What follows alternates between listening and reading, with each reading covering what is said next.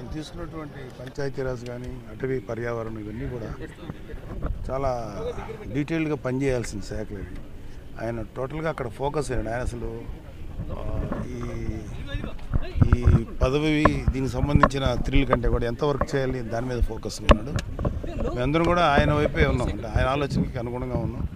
ఆయన చేయాల్సిన బాధ్యతలు చాలా ఉన్నాయి, దాని మీద ఆయన ఫుల్ ఫోకస్ పెట్టాడు. అవి బాగా చేయాలి అది కోరుకున్నాం తప్ప ఈ పదవి తాలూకు పవర్ని ఎంజాయ్ చేసేటువంటి ఆలోచన అనేది లేదు. నిజంగా అది ఆ థాట్ కూడా లేదు. సో పర్టికులర్గా రాష్ట్రానికి ముఖ్యంగా పంచాయతీరాజ్ శాఖ మంత్రిగా కావచ్చు, ఉప ముఖ్యమంత్రిగా కావచ్చు, మీ నుంచి మీ తమ్ముడికి అంటే ముఖ్యంగా నాయకుడి కంటే కూడా ఇంట్లో మీకు ముఖ్యంగా తమ్ముడుగా ఉన్న నేపథ్యంలో ఎలాంటి సలహాలు మీరు ఇచ్చారు? సార్ ఏదైనా సరే ప్రజలకి ఉపయోగపడేది, ప్రజల సంక్షేమం కోసం ఉపయోగపడేది ఏది చేసినా సరే మా యాజ్ ఒక బ్రదర్గా అయితే, అతనికి అన్నగా అయితే మేము అదే కోరుకుంటున్నాం ఆయన దగ్గర నుంచి. ఎందుకంటే కొత్తగా ఈ పదవి వల్ల మాకు వ్యక్తిగతంగా వచ్చే అడ్వాంటేజ్కి ఏం లేదు, కానీ ఈ పదవి ద్వారా ఒక పవర్ వచ్చింది కాబట్టి ఈ పవర్ని ప్రజా సంక్షేమం కోసం, ప్రజల యొక్క వెల్ బీయింగ్ కోసం ఉపయోగించాలని మేము కోరుకుంటున్నాం. పవర్ స్టార్కి పవర్ వచ్చింది.